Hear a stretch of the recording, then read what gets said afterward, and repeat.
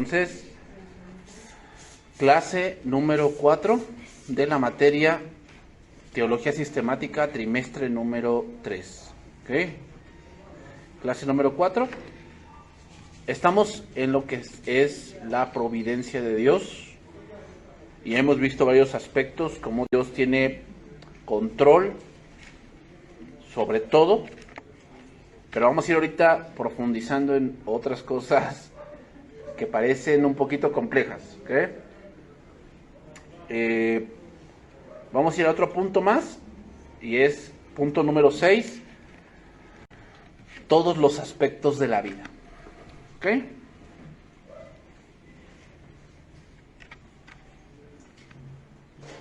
Y aquí hablamos, en este punto, hablamos sobre el punto de todo lo que necesitamos para sobrevivir o para vivir. En este caso hay cosas que son necesarias para vivir todos los días. Una de ellas es la comida. La comida es necesaria todos los días para vivir. ¿Ok? Y de eso Dios tiene el control. Pero no solamente de eso, hermanos. También Dios tiene el control de cuántos humanos nacen cada día. Eso también Dios tiene el control. Se le llama control de natalidad. ¿Ok? De todo eso, Dios tiene el control. Dios tiene el control de las estaciones y de si hoy llueve o no, que también son cosas necesarias. Voy a citar un versículo para decir otra cosa. Salmo, capítulo 139, versículo 16. Salmo, capítulo 139, versículo 16. Okay, voy a leer ese pasaje en traducción viviente de ese salmo. Por lo regular, los salmos y los proverbios, leerlos en otro tipo de traducciones dan mucha luz que leerlos en Reina Valera. Y eso se debe a, recuerden que la versión Reina Valera fue de dos autores, apellidados así, Reina y Valera, y cada uno tradujo la Biblia por su lado, porque fueron perseguidos, y llegado cierto tiempo juntaron lo que es la Biblia Reina Valera, y hay varias revisiones. ¿Okay? Traducción viviente, dice ahí, me viste antes de que naciera, dice ahí. O sea, veamos el control. Aquí lo que estamos viendo es, Dios tiene el control de mis días, significa. O sea, Dios determinó qué día ibas a nacer. Y Dios ya ha determinado qué día vamos a morir. Ya todo eso está determinado.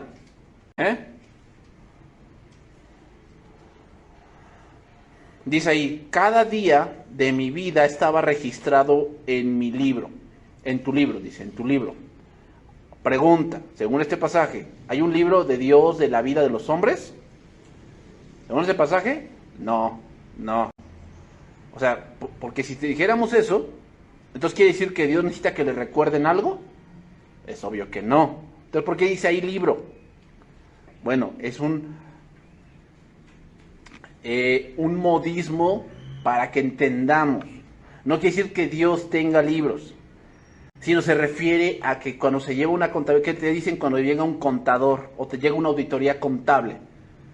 Tráeme tus libros contables, ¿no? Les dicen, tráeme tus libros. ¿Por qué? Se supone que ahí llevas cuentas, cuánto gastas, cuánto hay de ingresos, cuántas facturas hiciste, todo ese tipo de cosas de administración, a eso se refiere.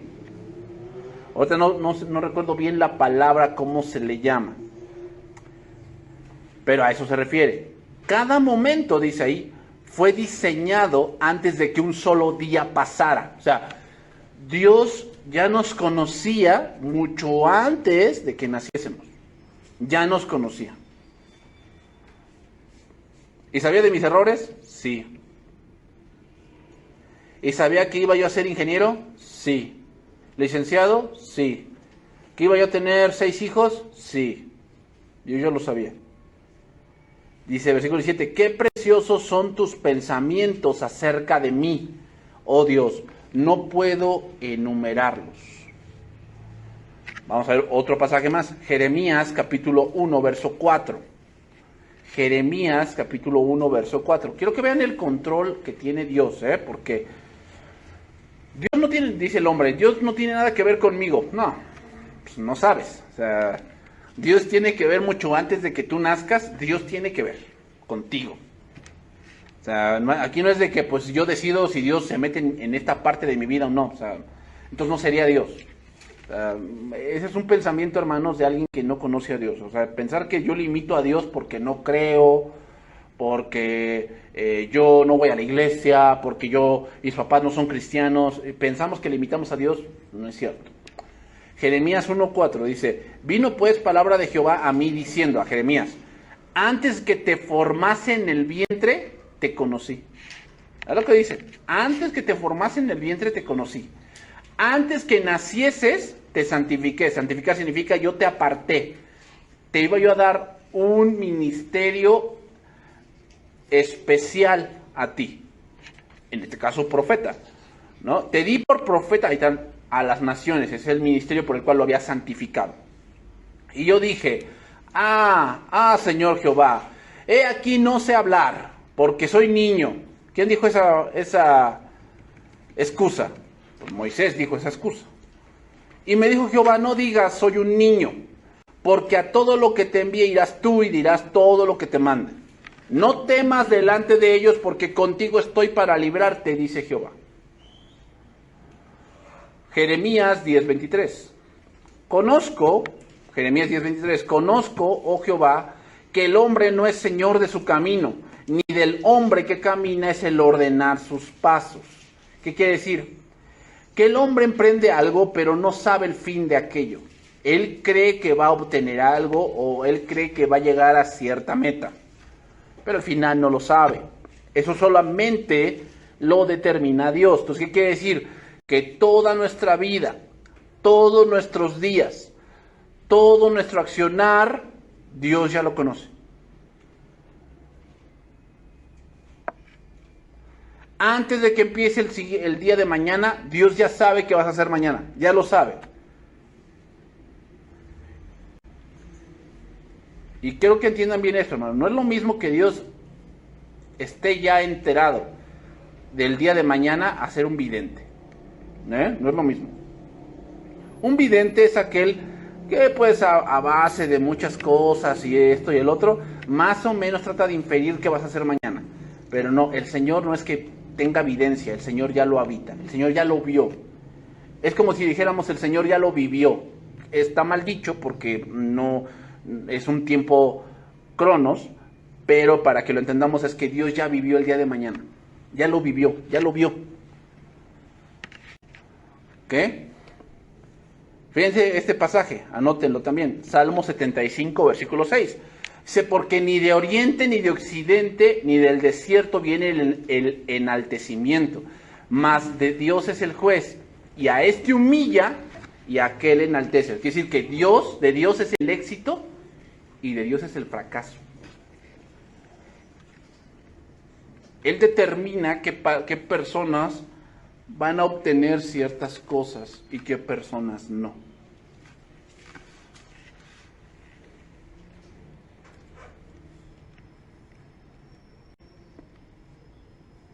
Lo voy a leer en el lenguaje actual, ese pasaje. Los elogios no vienen del este ni del oeste, vienen de Dios. A unos les quita el poder y a otros se los da. Es decir, Dios sabe que fulana persona va a ser presidente y prepara ese camino para que llegue ahí. 1 Corintios capítulo 4, versículo 1. Otro punto de la providencia de Dios es que Dios conoce tus capacidades mucho más allá de lo que tú conoces. Dios las conoce, ¿por qué? Porque Él te las dio. Él te puso capacidades y te puso talentos. ¿Ok? Dice, lenguaje actual de ese pasaje, 1 Corintios 4:1, ustedes deben considerarnos como simples servidores de Cristo, encargados de dar a conocer los planes que Dios tenía en secreto. Los que están encargados de alguna tarea deben demostrar que se puede confiar en ellos. A mí, dice, en lo personal, no me importa si ustedes o un tribunal de justicia de este mundo se ponen a averiguar si hago bien o mal. Ni siquiera me juzgo a mí mismo, dice, aunque no recuerdo haber hecho nada malo, eso no significa que yo esté del todo libre de culpa. Pero el único que tiene derecho a juzgarme es Dios, por eso no culpen a nadie antes que Jesucristo vuelva. Cuando Él venga, dará a conocer todo lo que está oculto y todo lo que piensa cada uno de nosotros. Entonces Dios nos dará el premio que merecemos. Seguimos versículo número 7. No hay nada que los haga a ustedes más importantes que otros. Todo lo que tienen lo han recibido de Dios y todo se lo deben a Él, porque ¿qué presumen como si ustedes solo les hubieran conseguido? O sea, las capacidades, los talentos, cosas que se me facilitan hacer, eso viene de Dios. No hay nada que yo sea tan extraordinario y que yo diga, esto yo lo desarrollé, no. Dios te lo permitió, Dios te lo dio, Dios te permitió ser muy bueno para las matemáticas, para, no sé, para la medicina, para la informática, para la construcción, para el civil, para la electromecánica. O sea, sí, Dios ya puso esos talentos. Obviamente hay que tener entrenamiento. Tú puedes ser bueno en algo, pero requieres entrenamiento para poder perfeccionarlo. ¿Ok? Entonces sí, hay gente que es nata, o sea, nace para la música, nace. Entonces, ¿por qué ensayan tanto? Bueno, porque tienen el talento, pero necesitan que pulirlo, ¿no? Pulirlo, llevarlo a la madurez, y eso se requiere entrenamiento. Entonces David sabía que esto era muy cierto, y una de las cosas que tenía David es que era muy diestro para la batalla, pero él decía que esa destreza venía de Dios. Salmo 18:31. Lo voy a leer voy a leer dos pasajes más rápidos porque ya, si no, me voy a quedar mucho tiempo acá. Salmo 18:31. Dios de Israel, solo tú eres Dios, solo tú puedes protegernos, solo tú me llenas de valor y me guías por el buen camino. El valor viene de Dios. Tú me das fuerzas para correr con la velocidad de un venado, o sea, destreza para pelear, para tener diferentes tipos de terrenos. Dios da la destreza para eso. ¿Ok? Tú me enseñas a enfrentarme a mis enemigos. Tú me das valor para vencerlos. O sea, la destreza de la espada, la destreza del arco, la destreza de poder tener una armadura, tener cierto tipo de habilidad militar, viene de Dios. Viene de Dios. Entonces, ahí podemos quitar, hermanos, ¿por qué creen que los hombres se inflan tanto con muchas empresas y que ellos hicieron esto y bla, bla, bla, bla, bla? Bueno, porque darle crédito a Dios es ellos sobajarse, y eso es lo que al hombre no le gusta. ¿Ok?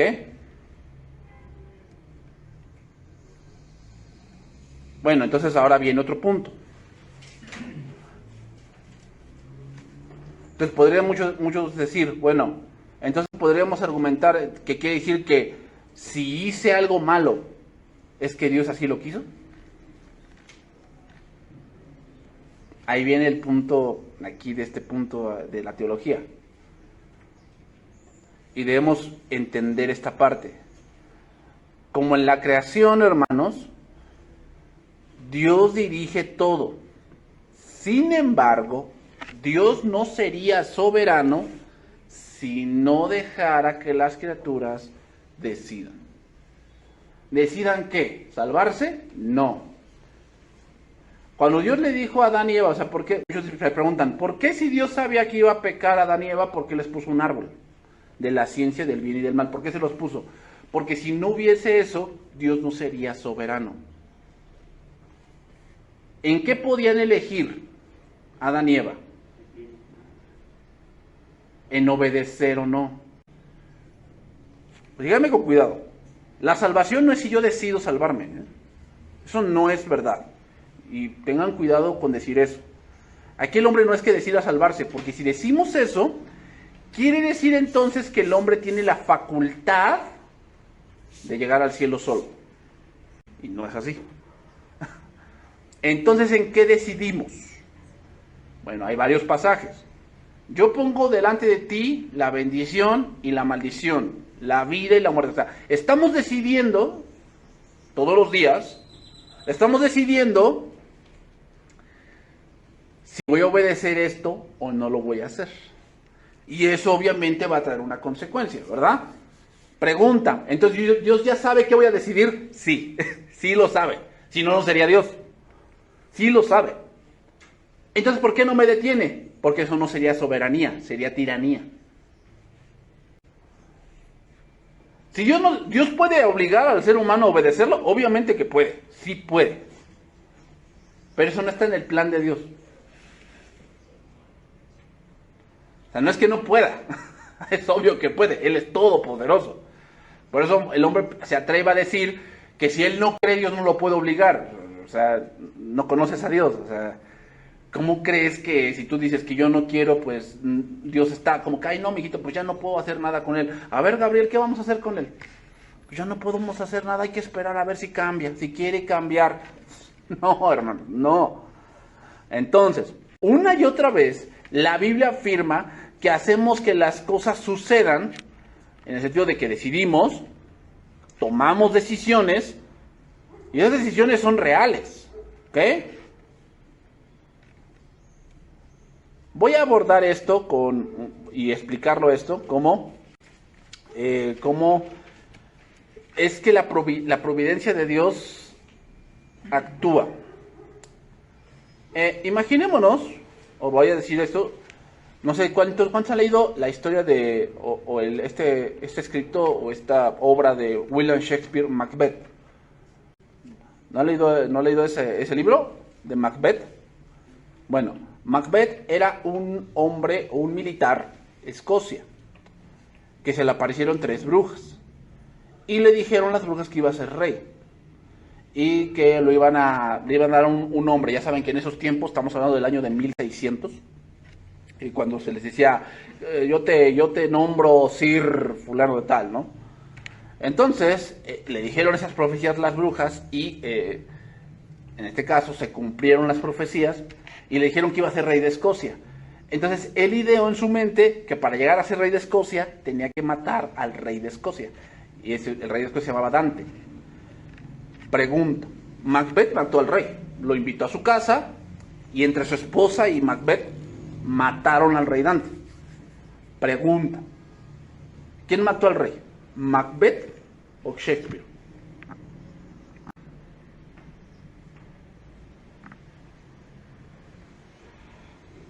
En un punto dado, Shakespeare mató a Dante, porque él es el escritor. Imagínense lo mismo. Dios va trazando la historia, o sea, ahí vamos al punto. ¿Quién le quitó todo lo que tenía a Job? Dios. El problema con eso es que pensamos que, a mi punto de ver, eso es malo, que le quiten todo. Bueno, el problema es ahí que lo vemos en un punto humano. Y Dios no lo ve así. Y ahorita los voy a dar más pasajes donde vamos a tener que razonar así. ¿Ok? Entonces, no sería correcto decir que como Macbeth mató al rey Duncan, William Shakespeare no lo mató. Porque al final, quien está escribiendo toda esa historia es ¿quién? William Shakespeare. Macbeth es solamente un peón dentro de su historia. Lo mismo pasa con Dios. ¿Ok? Ah, bueno, entonces ¿quiere decir que a veces Dios determina que alguien se muera? Sí. Sí. Sí. Sodoma y Gomorra es un ejemplo. Bueno, pero hablando humanamente, poniéndome del lado humano, matar es malo. Matar es malo. Poniéndome del lado humano. Sí. Del lado humano sí. Pero del lado de Dios, que es el que nos importa, la muerte es necesaria para aquellos que se rebelan a los mandamientos de Dios. La Biblia misma lo dice, en la ley. Luego dar dos pasajes aquí se vienen a la mente. Por decir, uno que practicaba hechicería tenía que morirse, tenía que ser muerto. El adúltero tenía que ser muerto. Más adelante, Romanos capítulo 1, Pablo habla de que aquellos que practican estas cosas son dignos de muerte. Entonces, ¿qué quiere decir? ¿Que Dios tiene toda la autoridad de determinar quién se va a morir? Sí. Pero fíjense el punto aquí. Dios determina que alguien se muera no solamente por el presente que está viviendo, sino por lo que eso va a implicar en el futuro. Ese es donde nos gana Dios. Nosotros solamente vemos el momento que está ocurriendo, pero Dios no solamente ve eso. Dios actúa ahí sabiendo lo que va a ocurrir 10 años después con esa decisión que ocurrió ahí. Esa es la gran ventaja de Dios. Por eso hay cosas que no entendemos. Y que las vamos entendiendo con el tiempo. Porque Dios tomó una decisión no solamente por el presente, sino por lo que iba a implicar después.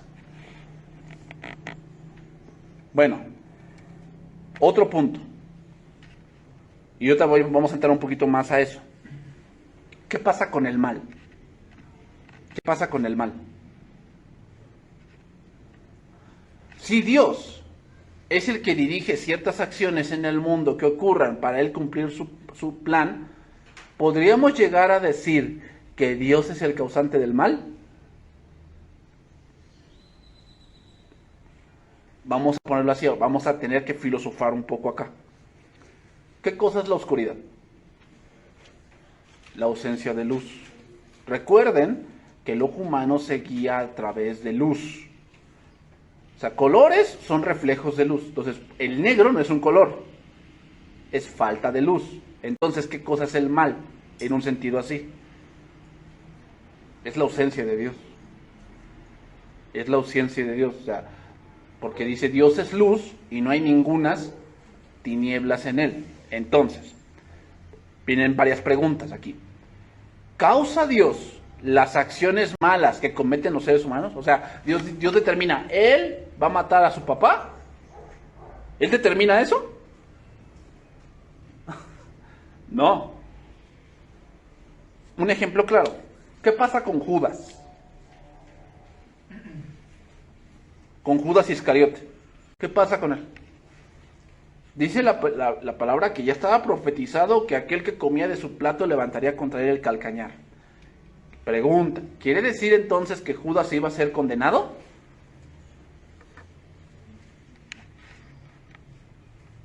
Síganme con cuidado ahí porque son preguntas que les pueden hacer, hermanos, y yo sé que son un poco difíciles, pero hay que razonar un poco. Judas no fue predestinado para ser condenado, fue predestinado para entregarlo. Pero no hay ningún pecado que Dios no pueda perdonar. ¿Por qué se condenó Judas? Porque no creyó.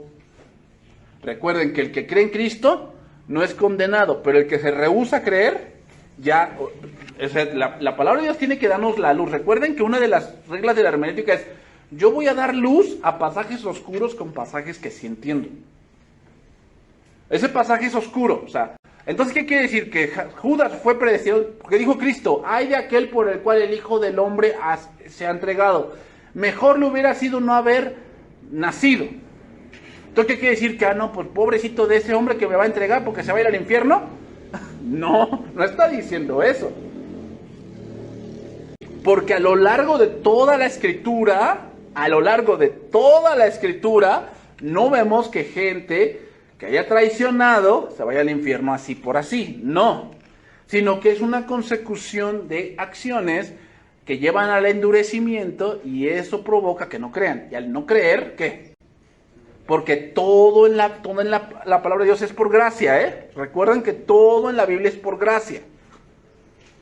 Solamente que la ley estaba como que oculta, que se hizo descubierta en el Nuevo Testamento. Bueno, entonces, ¿causa Dios las acciones malas que cometen los seres humanos? No. O sea, no es que, no, pues fulano va a ser un asesino, sutano va a ser un ladrón y... No. Así no funciona. Entonces, si dijéramos que sí, entonces ¿quién es el responsable del pecado? ¿Dios o el hombre? Si razonáramos así de que Dios determina que este va a ser un ladrón, pues entonces el culpable es Dios. Pero no podemos razonar así, porque entonces ¿dónde estaría la base del juicio? Entonces vamos a abordar este asunto, hermanos, leyendo varios pasajes bíblicos que tratan el asunto más directamente, y podemos empezar a mirarlo en varios pasajes sobre esto. Entonces voy a mirar varios pasajes de esto. Por decir, Génesis capítulo 37. Y óyeme un poquito despacito aquí, sí, porque, hermanos, este es un punto difícil. Voy a tratar de explicárselos y que a ustedes les quede claro. Y si tienen alguna pregunta, pueden hacerla, porque yo sé que va a ser un punto ahorita difícil, pero espero poder explicárselos yo. Vamos a empezar voy a ver como 3, 4 ejemplos de esto y tratar de explicar. Génesis capítulo 37, versículo 2. Esta es la historia de la familia de Jacob. José, siendo de edad de 17 años, apacentaba las ovejas con sus hermanos, y el joven estaba con los hijos de Bilha, y con los hijos de Silpa, mujeres de su padre, e informaba a José a su padre la mala fama de ellos. Y amaba Israel a José más que a todos sus hijos, porque lo había tenido en su vejez, y le hizo una túnica de diversos colores. Y viendo sus hermanos que su padre lo amaba más que a todos sus hermanos, le aborrecían, y no podían hablarle pacíficamente. Y soñó José un sueño, y lo contó a sus hermanos, y ellos llegaron a aborrecerle más todavía. Pregunta aquí, vamos a ver, pregunta, a ver. ¿Quién le dio ese sueño a José? O sea, ¿por qué soñó eso? Y aquí vamos por varias partes. Tenemos que sentar varias bases. La Biblia, si tú te preguntaran, ¿de qué habla la Biblia? ¿Cuál es la respuesta correcta a esa pregunta? ¿De qué habla la Biblia? ¿De qué trata?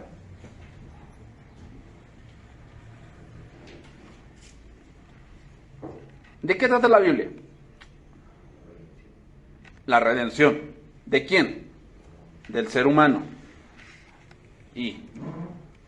Entonces, a pesar, hermanos, de que la Biblia aborda ciertos puntos dentro de la historia del ser humano o de un pueblo en específico que es Israel, no ese es el punto clave de la Biblia, ¿ok? ¿Eso está bien claro? Entonces, ¿por qué Dios le dio un sueño a José? ¿Por qué parece que Dios le dio un sueño para que lo aborrecieran más? Eso parece. Es como aquel pretexto que dicen, si ya saben cómo soy, ¿para qué me invitan, no? Como que parece eso. O sea, como que aquí parece como que Dios es el culpable de que aborrezcan a José. Eso parece. Pero ¿esa es la verdad? Nuevamente regreso. ¿De qué habla la Biblia principalmente? De la redención del hombre. Entonces, si nosotros ya vemos todo ese pasaje, nos vamos a dar cuenta que Dios estaba preparando una salvación para el pueblo como la redención de todo el hombre, ¿verdad? Entonces, ¿por qué Dios dio ese sueño? Para darnos a entender un poco cómo va a ser el plan. ¿Ok? Bueno, entonces sigue diciendo ahí, ¿pero quién decidió aborrecer a su hermano? O sea, Dios dijo, no, pues voy a darle un sueño a José y voy a hacer que él lo aborrezca. No, eso ya lo decidieron ellos. Recuerden, hermanos, que el ser humano, cuando oye la palabra de Dios, trata de luchar contra. ¿Ok? Entonces, siempre cuando veamos en la Biblia, cuando Dios revela su voluntad, siempre va a haber gente que está en contra de, siempre. Entonces ya les dijo el sueño, y fíjate, versículo 7, he aquí que atábamos manojos en medio del campo, y aquí que mi manojo se levantaba y estaba derecho, y que vuestros manojos estaban alrededor y se inclinaban al mío. Respondieron sus hermanos, luego lo entendieron, dice, ¿reinarás tú sobre nosotros o señorearás sobre nosotros? Y la aborrecieron aún más a causa de sus sueños y sus palabras. O sea, yo no entiendo por qué lo aborrecen por un sueño, que bueno, pues yo le hubiera dicho, pues sí, José, deja de cenar tacos, ¿no? Yo lo hubiera dicho así, pero ellos entendieron algo.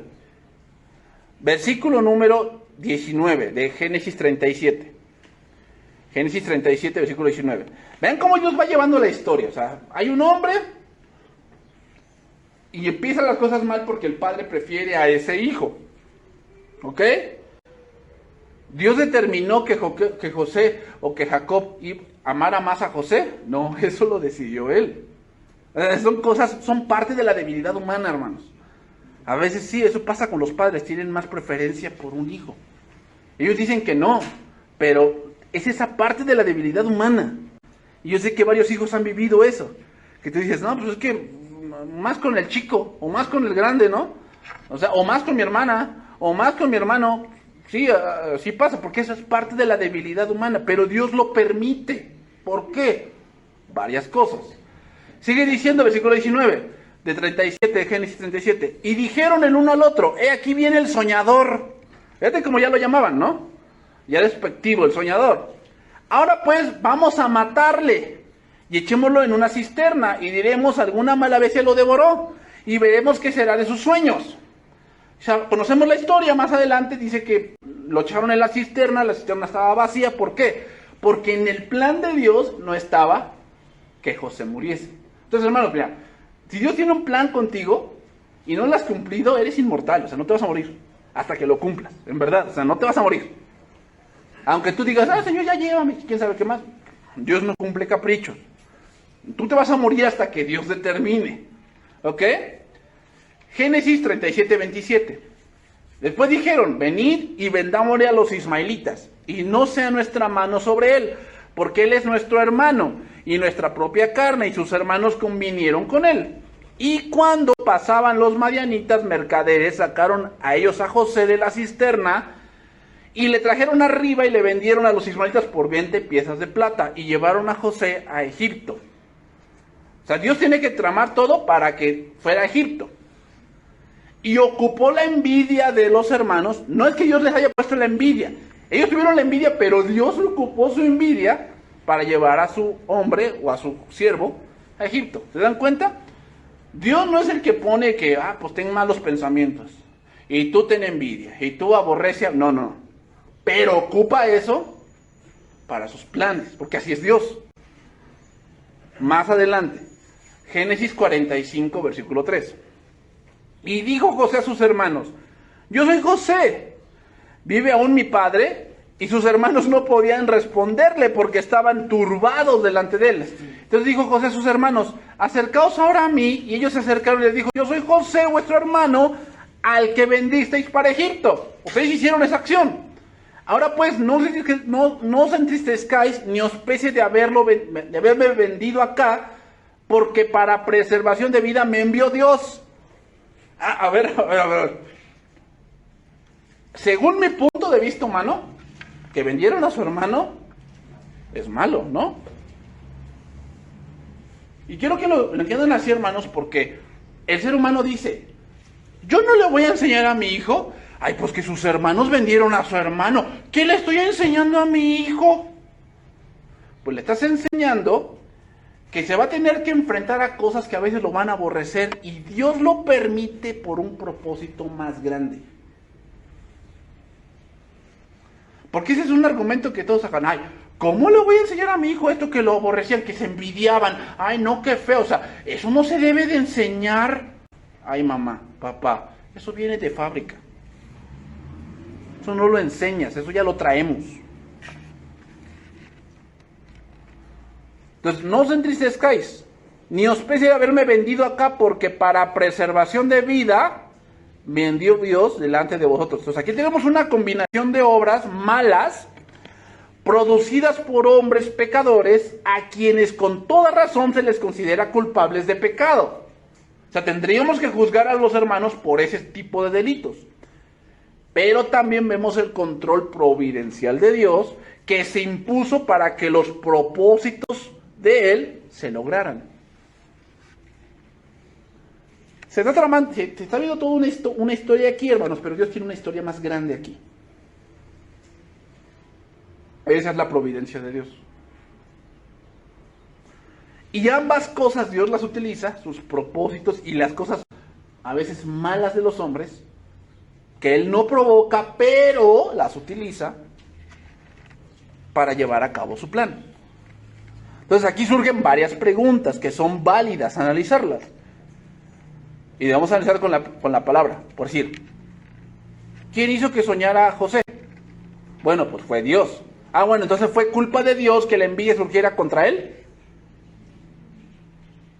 No, hermano, porque la envidia no surgió ahí. La envidia surgió cuando el padre, decisión de su padre, lo tomó como el hijo preferido. Ahí surgió.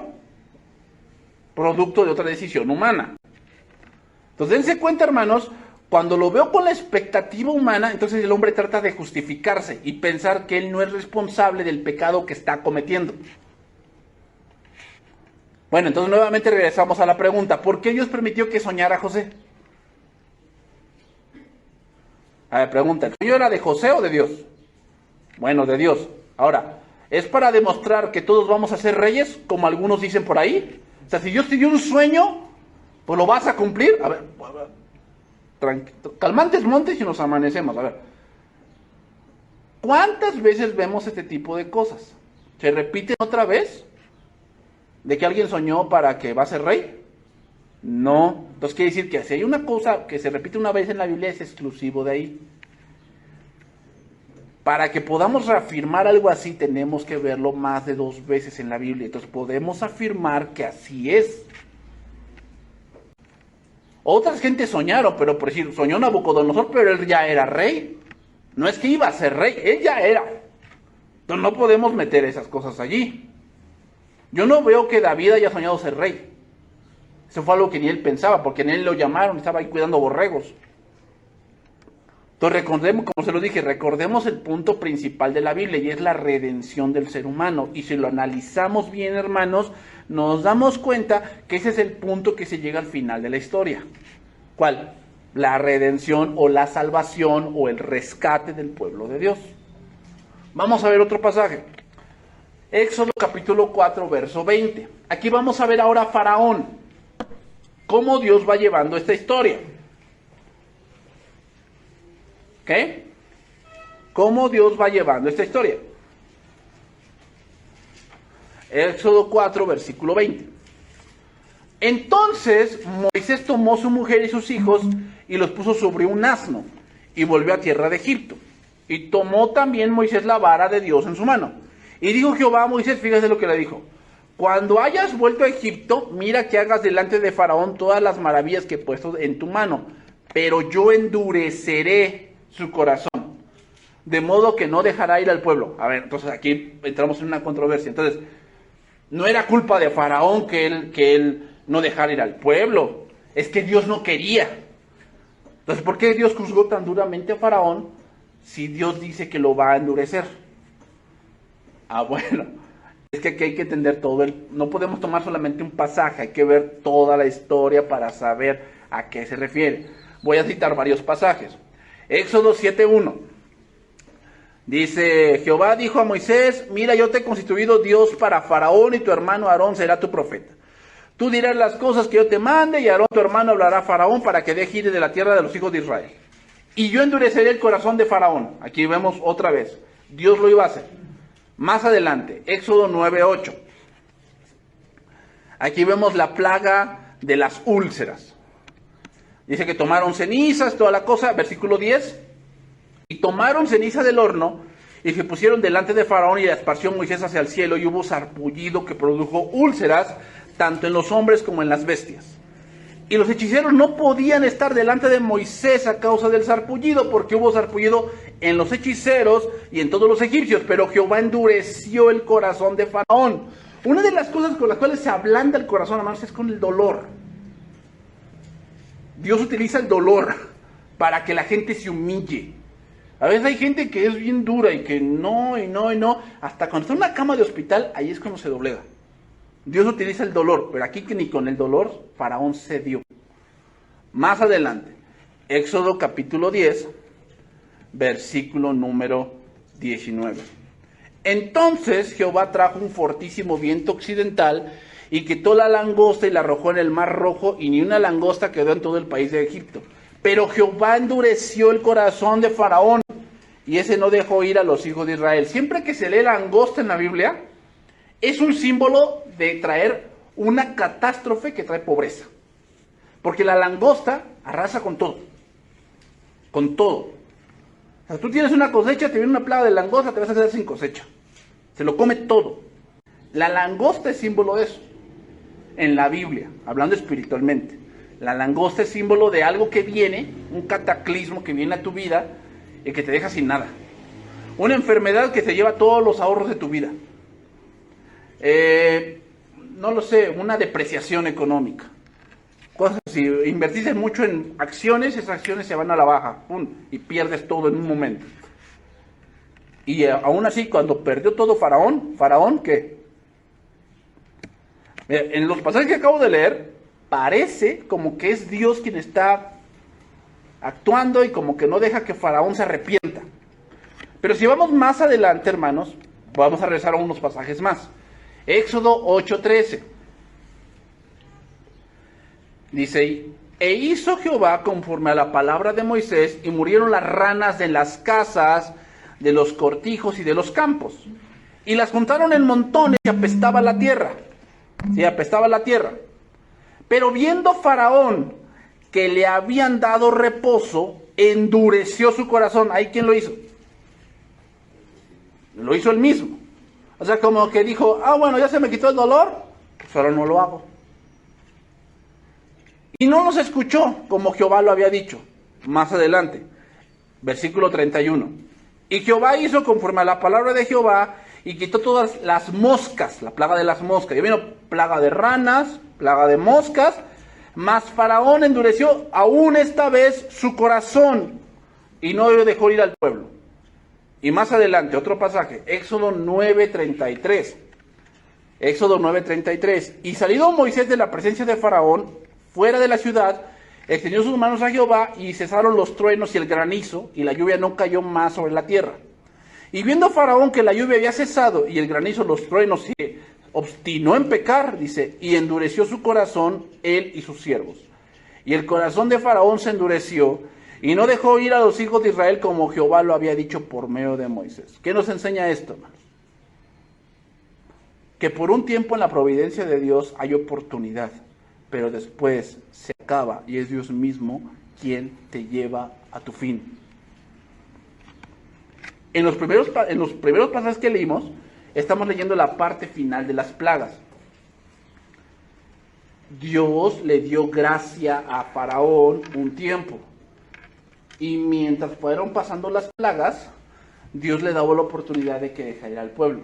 Cuando él ya no quiso, no siempre vas a tener la oportunidad. Ahora Dios es tu enemigo.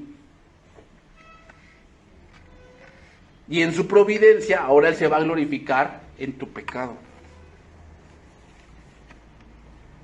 Vamos a ver este pasaje más claramente. Romanos capítulo 9, versículo 14. Y Pablo lo explica de esta manera. Romanos capítulo 9, versículo 14. Pablo, en este pasaje de Romanos capítulo 9, versículo 14, está hablando, hermanos, sobre el caso de que Dios tenía un plan con Israel y parece que ya no se cumplió. Eso parece. Pero la realidad de las cosas es que ya se cumplió. El problema de este pasaje, Romanos capítulo 9, Romanos capítulo 10 y Romanos capítulo 11, el problema de esos pasajes es que muchos hombres o muchos hermanos toman a Israel simplemente como el pueblo de Dios. O sea, como la nación que conocemos. Y en algunos casos sí se refiere a eso, pero en otros casos no se refiere a ese Israel, sino se refiere, como dice Gálatas, al Israel de Dios. ¿Cuál es el Israel de Dios? La iglesia. Y ese es el problema de este pasaje. Entonces dice ahí, versículo 14, ¿qué pues diremos? ¿Que hay injusticia en Dios? En ninguna manera. Pues a Moisés dice, tendré misericordia del que yo tenga misericordia, y me compadeceré del que yo me compadezca. Así que no depende del que quiere, ni del que corre, sino del que Dios tiene misericordia. Porque la Escritura dice a Faraón, fíjate, para esto mismo te he levantado, para mostrar en ti mi poder y para que mi nombre sea anunciado por toda la tierra. De manera que de quien quiere, tiene misericordia, y al que quiere endurecer, endurece. O sea, aquí parece como que Pablo está diciendo, bueno, es que pues Faraón pues no tenía de otra. No, tuvo sus oportunidades. Pero al final ya no quiso, entonces Dios lo que decidió fue endurecerlo más, para al final Dios hacerse un nombre muy grande. Y eso pasó cuando cuando llegaron a Jericó, Rahab les dijo, es que el pueblo ha desfallecido porque nos hemos enterado de todo lo que pasó en Egipto. ¿Se dan cuenta cómo el plan de Dios va tomando forma? Entonces, hermanos, cuando surge un tirano, es una estupenda oportunidad para que Dios sea glorificado. Aunque el hombre no lo vea así. ¿Ok? Entonces, por eso, lo que piensa un soberbio o un arrogante es que nadie lo va a hacer cambiar de opinión. Y Dios es experto en eso. Si no, pregúntenle a Faraón cómo le fue. ¿No? Entonces sigue diciendo ahí. Pero me dirás, versículo 19, ¿por qué pues sin culpa? Porque ¿quién ha resistido a su voluntad? O sea, si Dios quiso endurecer a Faraón, pues él que podía hacer, ¿no? Entonces, ¿por qué le echan la culpa a Faraón si pues él no podía hacer otra cosa? Y entonces entonces Pablo responde, mas antes, oh hombre, ¿quién eres tú para que alterques con Dios? Dirá el vaso al barro, de barro al que lo formó, ¿por qué me has hecho así? O sea, no, pues es que yo creo que Dios es injusto. Esa es una total necedad. Cuando escuchamos a hombres que digan, no, es que yo no creí un Dios así, está hablando un necio. Entonces sigue diciendo, ¿o no tiene potestad el alfarero sobre el barro para hacer de la misma masa un barro para honra y otros para deshonra? ¿Y qué si Dios, queriendo mostrar su ira y hacer notorio su poder, soportó con mucha paciencia los vasos de ira preparados para destrucción? Y para hacer notorias las riquezas de su gloria, las mostró para con los vasos de misericordia, que él preparó de antemano para gloria, a los cuales también ha llamado, esto es, a nosotros, no solo de los judíos, sino también de los gentiles. Pablo, en este pasaje, está comparando a Faraón con Israel. Nótenlo bien todo el pasaje. Pablo está diciendo que Dios endureció a Israel para que por medio de ese endurecimiento surgiera algo más grande, que la iglesia. Así como Dios endureció a Faraón, ha endurecido Dios a Israel. ¿Para qué? Para que de ese endurecimiento algo más grande surgiese. En este caso, la liberación de Israel de Egipto, y en el otro caso, el surgimiento de la iglesia. Eso es lo que está diciendo ahí. Pero a mí no me parece el método de Dios. Eso no, a eso a Dios no le importa si no te parece o no. ¿No? Eso Dios no, por eso, cuando el hombre se pone a disertar, es que yo le haría así, así, así, así, está hablando un necio con Dios.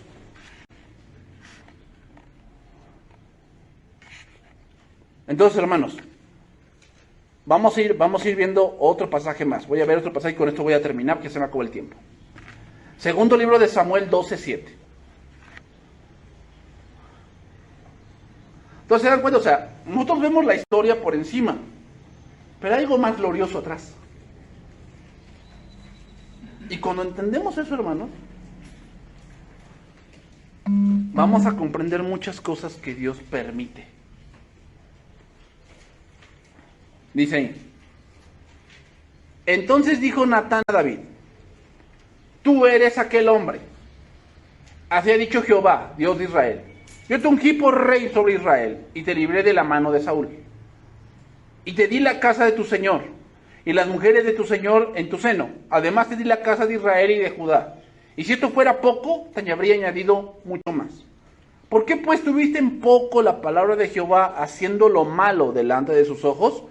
A Urías Heteo heriste a espada, y tomaste por mujer a su mujer, y a él lo mataste con la espada de los hijos de Amón. Por lo cual ahora no se apartará jamás de tu casa la espada por cuanto me menospreciaste. Y tomaste la mujer de Urías Heteo para que fuese tu mujer. Has dicho Jehová, he aquí yo haré levantar el mal sobre ti, de tu misma casa, y tomaré tus mujeres delante de tus ojos y las daré a tu prójimo, el cual yacerá con tus mujeres a la vista del sol, porque tú lo hiciste en secreto, mas yo lo haré delante de todo Israel a pleno sol. Entonces dijo David a Natán, pequé contra Jehová. Y Natán dijo a David, también Jehová ha remitido tu pecado, no morirás, mas por cuanto con este asunto hiciste blasfemar a los enemigos de Jehová, el hijo que te ha nacido, ciertamente morirá. Y Natán se volvió a su casa, y Jehová hirió al niño que la mujer de Urías había dado a David, y enfermó gravemente. Bueno, vamos a ponernos del lado de los humanistas. ¿Qué culpa tiene el niño? ¿Por qué Dios se desquita con un niño inocente? Yo por eso no le enseño la Biblia a mis hijos, porque veo, le estoy diciendo a un Dios que, se mete con los niños. Que se muera David, pues sí, porque él fue el que pecó, ¿no? Él fue el que tomó la decisión de esta horrenda situación, de meterse con la mujer que no le correspondía y matar a su marido. Y es aceptable ese razonamiento si Dios fuese hombre. Pero debemos entender que Dios toma decisiones no solo en la acción presente, sino en el efecto que vendrá con ella. Es decir, cuando Dios toma una decisión, esa decisión va a tomar el rumbo que Él quiere, la situación. Delante de Él, el producto del pecado en ese momento no le glorificaba. Ese niño no glorificaba a Dios. Y ese niño tendría que vivir a la larga el maltrato, porque era un bastardo. O sea que le esperaba una vida, ¿qué? Muy complicada. ¿Ustedes saben cómo fue la sucesión del trono de David? ¿A quién crees que Absalón hubiera matado primero? A ese niño. Lo hubieran asesinado. ¿Te das cuenta? Dios ya vio todo eso, ¿eh? Yo lo estoy analizando porque ya vimos toda la historia. Pero Dios en ese momento tomó una decisión no basada en ese momento, sino en todo el tiempo. Eso es lo que a veces tenemos que entender cuando leemos este tipo de pasajes. Entonces, el niño iba a sufrir maltrato. Tendría que sufrir la burla y hasta la intriga para con él por causa de su padre. Por lo tanto, su vida sería más pesada de lo normal. Porque era un producto de algo que era malo.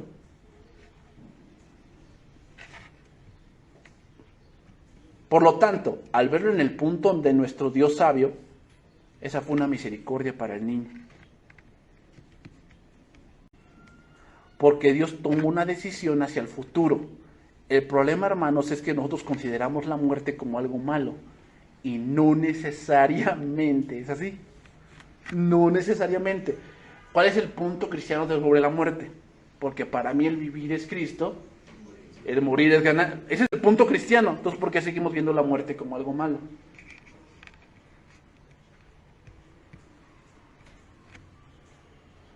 Nos falta entender varias cosas. Sí, yo entiendo que a veces en la muerte existe la separación de un ser querido. Pero si él creyó en Cristo, morir es mucho mejor que vivir. Estoy hablando en el punto cristiano, ¿eh? En el punto del mundo, pues esto no lo entienden ellos. Ellos van a decir que yo soy alguien que no entiende, que no tiene sentimientos, que bla, bla, bla, bla, bla. ¿Ok? Pero dense cuenta cómo Dios cuidó la vida de este niño a vivir algo más grave. Y voy al último punto aquí,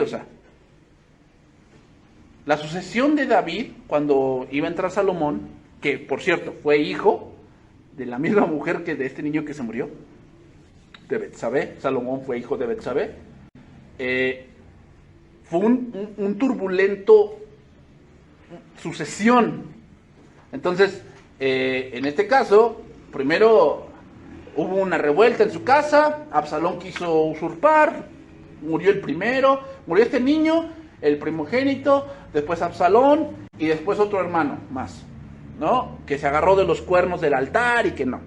O sea, que dice que cuando su padre ya estaba viejito, entrado en años, ya no salía al pueblo, o sea, ya no juzgaba. ¿Por qué? Ya estaba entrado en años. Entonces, el hijo, el segundo en la línea, él quiso gobernar y se hizo un banquete y ya se proclamó rey. Y entonces ya Betsabé entró con David y le dijo que pues, él había dicho que Salomón iba a reinar. Entonces ya David hizo traer al sacerdote y al profeta y proclamó y lo subió en su mula y ya proclamaron que Salomón iba a ser el rey. ¿Se dan cuenta de todo ese turbulento pasaje? ¿Cómo, o sea, el niño que murió, ¿tendría derecho al trono? ¿Por el pecado? No. Porque era un hijo de una mujer ilegítima. ¿Te das cuenta de todo lo que surge? Y Dios en su providencia decide, este niño no va a vivir. Y es una misericordia, porque la vida que le esperaba a ese niño era una vida de verdad muy, muy pesada. Entonces aquí le voy a dejar, hermanos, porque falta ver otro pasaje más. Pero quiero que entiendan eso. O sea, Dios hace todo el plan. Estamos viendo toda la historia que está pasando aquí. Se endurecen, se aborrecen, se envidian, toda la cosa. Pero hay un plan más arriba. Glorioso. Que a veces no lo vemos hasta que termina la historia. Pero se está llevando un plan glorioso.